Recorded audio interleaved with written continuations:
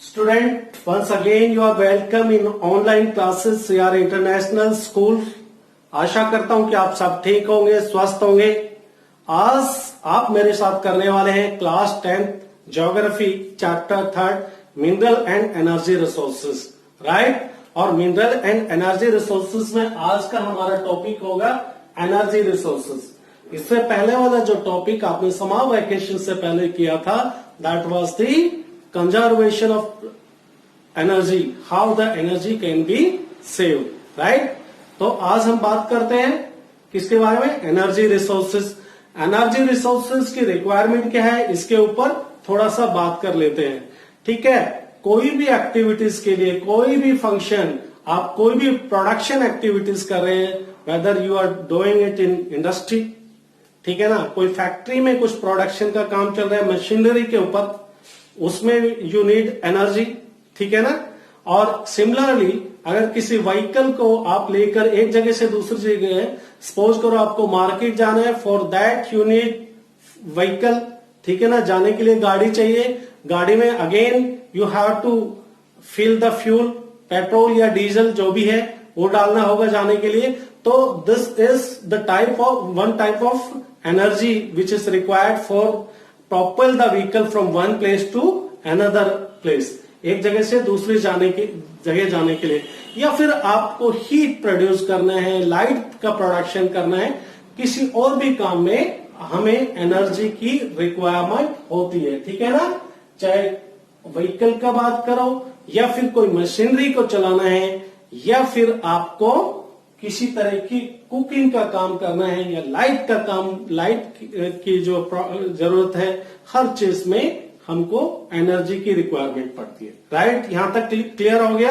अब हम बात कर रहे हैं कि generation of energy, how the energy, या कौन कौन से तरीके हैं एनर्जी को जनरेट करने के लिए। अब मिनरल फ्यूल के बारे में तो आपने सुना होगा, you can take the example of coal, ठीक है, पेट्रोलियम, कोल हो गया, पेट्रोलियम हो गया, या फिर आपका नेचुरल गैस हो गया, इलेक्ट्रिसिटी हो गया, यूरेनियम हो गया। ये एनर्जी को जनरेट करने में, एनर्जी प्रोडक्शन करने में हेल्प करते हैं, किसी भी तरह की एनर्जी। तो हम, या फिर आप बात कर सकते हो घरेलू जो यूज में होती है, आपके फायरवुड के लिए लकड़ी जो होती है, लकड़ी का इस्तेमाल करते हैं, या फिर आपके काव डंग के, कॉमनली बोलते हैं ड्राई जो गोबर आम भाषा में, उसका इस्तेमाल। और लगभग आप देखते होंगे जो रूरल एरिया में है, ग्रामीण क्षेत्र के अंदर जो एनर्जी की रिक्वायरमेंट है वो इसी तरह की है जो हमारी फायरवुड से पूरी हो जाती है। या फिर घर के अंदर जो खाना वगैरह बनाने के लिए भी हम क्या करते हैं, डंग के, ड्राई डंग के का इस्तेमाल करते हैं, राइट।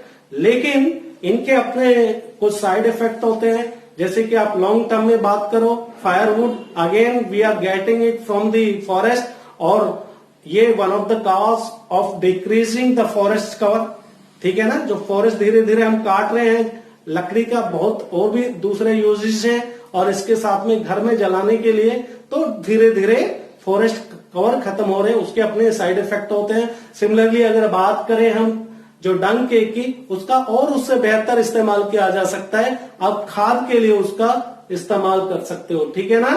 तो वो वहां पे इस्तेमाल किया जाना चाहिए। अगर आप इससे जो घर में खाना बनाने के लिए, चूल्हा जलाने के लिए इसका इस्तेमाल करते हो, तो इसका जो स्मोक है वो अपने आप में हार्मफुल है। तो ये बात कर रहे हैं हम किस बारे में, जो जनरेशन ऑफ एनर्जी है फ्यूल मिनरल से, जैसे हमने बात की कोल, यूरेनियम, पेट्रोलियम और फिर नेचुरल गैस या इलेक्ट्रिसिटी की बात करें, ये आपके जनरेशन ऑफ इलेक्ट्रिसिटी की बात होगी। अब हम बात करते हैं क्लासिफिकेशन ऑफ एनर्जी।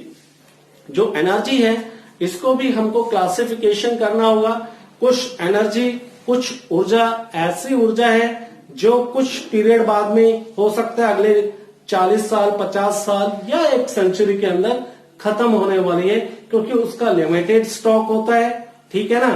तो उसके बारे में बात करेंगे, वो उसमें कौन कौन से आते हैं। फिर एक तरफ से एक रिन्यूएबल है जो उसका कंटिन्यूअस फ्लो चलता रहता है, उसके यानी कि हम जो एनर्जी को दो जगह डिवाइड कर सकते हैं, एक हो गया कॉन्वेंशनल सोर्स ऑफ एनर्जी और एक हो गया non conventional source of energy. ठीक है। कन्वेंशनल सोर्स ऑफ एनर्जी वो सोर्स जैसे हम इसके अंदर बेसिकली अगर लें तो कोल, पेट्रोलियम, नेचुरल गैस और इलेक्ट्रिसिटी। इलेक्ट्रिसिटी के अंदर हम बात करें इसमें हाइडल और हाइडल इलेक्ट्रिसिटी इसमें आ जाती है, ठीक है ना। ये जो बिजली का जो पैदा होना जो करते हैं इसके लिए वो इसी के अंदर हम इंक्लूड करते हैं, ठीक है ना। जो हाइडल पावर जो या थर्मल पावर की बात करें, दोनों के दोनों हाइडल और थर्मल, तो ये सभी के सभी क्या होंगे, कॉन्वेंशनल। आप कह सकते हो कि इसको परंपरागत सोर्स ऑफ एनर्जी है, ऊर्जा के परंपरागत सोर्स है। इनको हम काफी पुराने सालों से इस्तेमाल करते आ रहे हैं और इनका जो स्टॉक है वो भी अर्थ के जो अंदर अर्थ क्रस्ट में देखें भूगर्भ में बहुत ज्यादा नहीं है, वो एक लिमिटेड स्टॉक था और इसको जो बनने के लिए over the millions of years लगते हैं, लाइक 200 मिलियंस ईयर्स के लगभग लगता है, ठीक है। या कम से कम जो है अभी 55 मिलियंस ऑफ ईयर्स का भी आप बोल सकते हो। उनको हम डिवाइड करेंगे किस तरह से, 200 की बात कर रहे हैं और 55 मिलियंस की बात, 55 मिलियन ईयर्स की बात करें इनकी एज के मुताबिक। तो इसको बनने में अपने आप में अगर हम आपके सामने कोल का एग्जांपल लेके चलते हैं तो कोल को बनने में जो आप आज के दिन कोल का जो यूजेस कर रहे हो ये कभी ना कभी आज से 200 मिलियन ईयर्स के एज पहले की बात अगर करें तो उस वक्त में विशालकाय जो वृक्ष होते थे, ठीक है ना।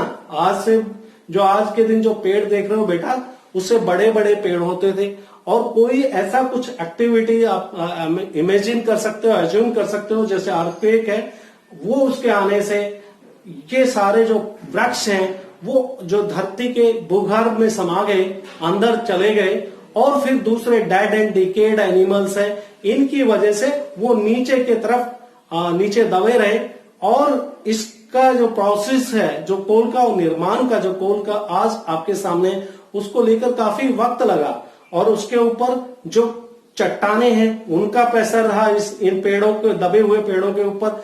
अगेन फिर जो टेम्परेचर है, जैसे ही आप डेप्थ में जाते हो तो आप जानते हो कि जैसे जैसे डेप्थ में नीचे की तरफ जाएंगे धरती के अंदर, the temperature start increasing, right. तो उसकी वजह से चट्टानों के दबाव से और टेम्परेचर के बढ़ने से वो जो है, जो लकड़ी की जो एनर्जी है वो कोल एनर्जी के अंदर कन्वर्ट हो गई, ठीक है ना। और वो हम आप एक्सट्रैक्ट कर रहे हैं। इनकी डेप्थ बहुत ज्यादा नहीं होती, अगर कोल की बात करें बहुत गहराई में नहीं मिलते हैं। ये 60 to 80 फीट के 60 to 80 मीटर के लगभग नीचे डेप्थ में मिल जाते हैं। लेकिन अगर लंबाई देखते हैं तो इसकी काफी किलोमीटर्स में होती है। जैसे हमने बात की ये नागपुर बेल्ट की, छोटा नागपुर बेल्ट हो गया जिसके अंदर आपका छत्तीसगढ़ हो गया, झारखंड हो गया और वेस्ट बंगाल और उड़ीसा का पार्ट है।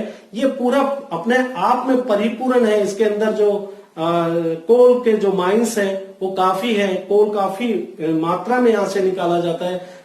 वो उस क्षेत्र में हम नेक्स्ट टॉपिक में बात करने वाले हैं।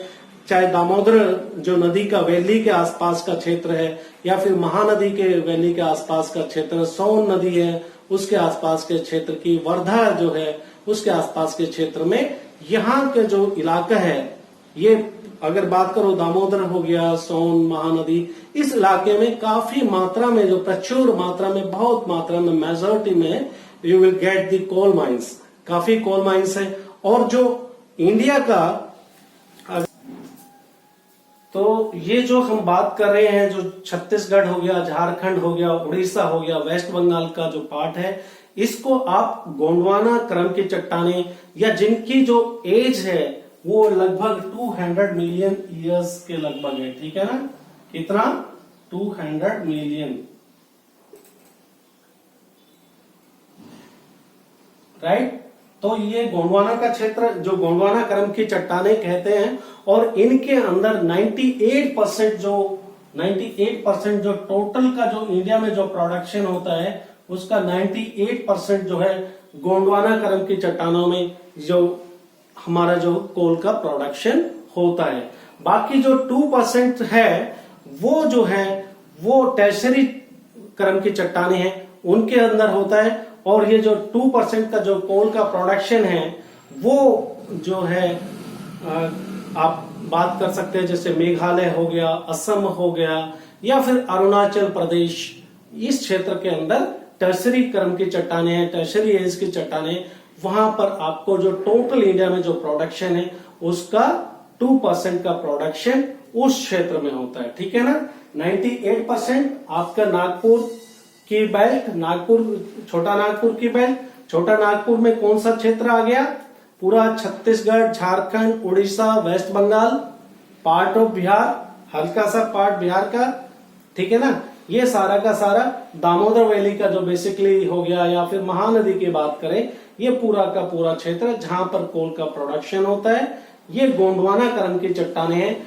ये जो है इसमें लिग्नाइट किस्म का कोयला मिलता है। कौन सा? लिग्नाइट किस्म का कोयला मिलता है। और ये इसकी जो बात करें, कार्बन का कंटेंट इसमें काफी अच्छा होता है। 60 to 80% कार्बन का कंटेंट होता है। तो कार्बन के कंटेंट की बात करें तो जो जहां पर कार्बन का कंटेंट के हिसाब से ही आप जो कोयले की जो डिवाइड करते हैं, नेक्स्ट चैप्टर में, नेक्स्ट टॉपिक में आप देख रहे हैं, जो क्वालिटी की कोयले की जो क्वालिटी है उसके कार्बन के कंटेंट के ऊपर ही डिपेंड करती है। राइट। तो जहां पर कार्बन का कंटेंट 60 से लेके 80% के लगभग होता है, वो लिग्नाइट किस्म का कोयला होता है। और वो ज्यादातर जो आपका अपनी जो आपके जो हो गया ये आयरन एंड स्टील इंडस्ट्रीज के अंदर इसका जो है 77% के लगभग आयरन एंड स्टील इंडस्ट्रीज के अंदर होता है। और फिर उसके बाद में जितनी हमारे यहाँ पर आयरन एंड स्टील की इंडस्ट्रीज है उनकी रिक्वायरमेंट पूरी नहीं होती है। तो अगर इस बात में कोल का जो प्रोडक्शन में देखें तो चाइना और ऑस्ट्रेलिया भी काफी आगे निकल चुके हैं। वहां पे कोल का जो अच्छी किस्म का जो कोल का प्रोडक्शन ज्यादा होता है, तो हम वहां से अपने देश के अंदर आयात करते हैं। राइट। इसी तरह से सिमिलरली कन्वेंशनल सोर्स में आपका पेट्रोलियम आ गया, नेचुरल गैस है, पेट्रोलियम हो या नेचुरल गैस है, जब इनके अलग अलग से टॉपिक लेने वाले हम, इनका प्रोडक्शन भी, इनका फॉर्मेशन भी जैसे कोल का फॉर्मेशन होता है इसी तरह से होता है।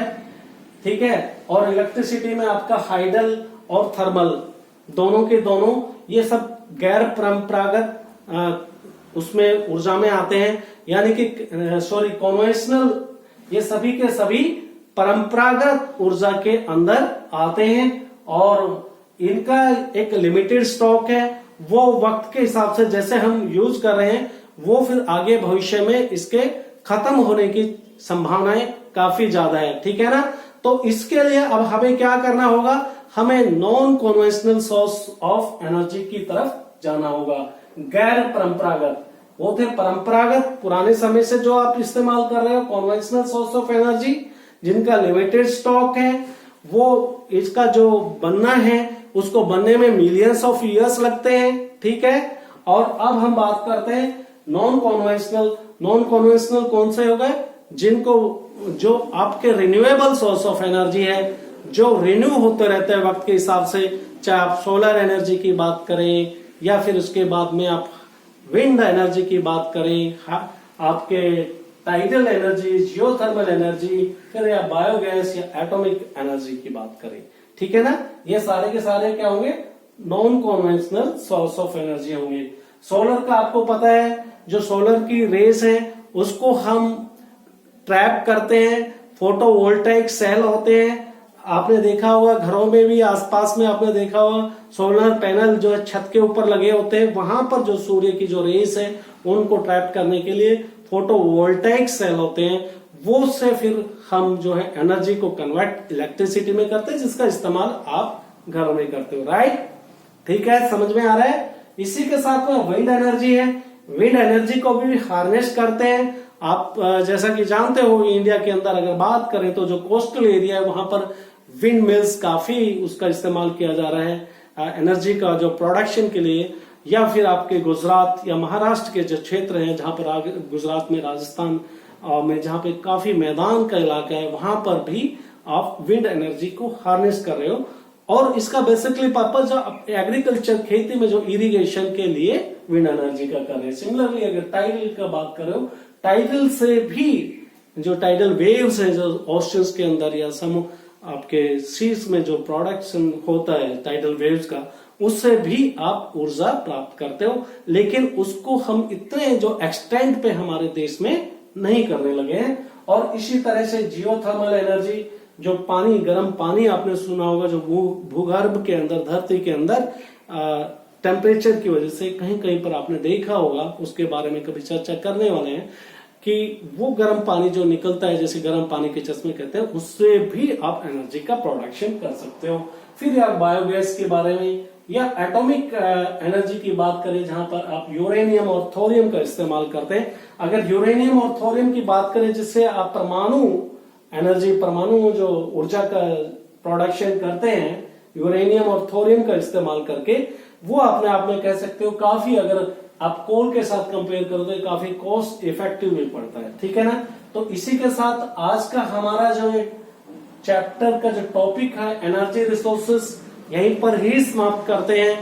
और मैं आपसे उम्मीद करूंगा इस टॉपिक को आप पढ़ने के बाद में, वीडियो देखने के बाद में, इनफैक्ट सारी वीडियोस आप रेगुलरली देखते रहिए, एक सीक्वेंस बनी रहती है और उसमें आपको चीजों को कनेक्ट कर पाने में आपको हेल्प मिलती है।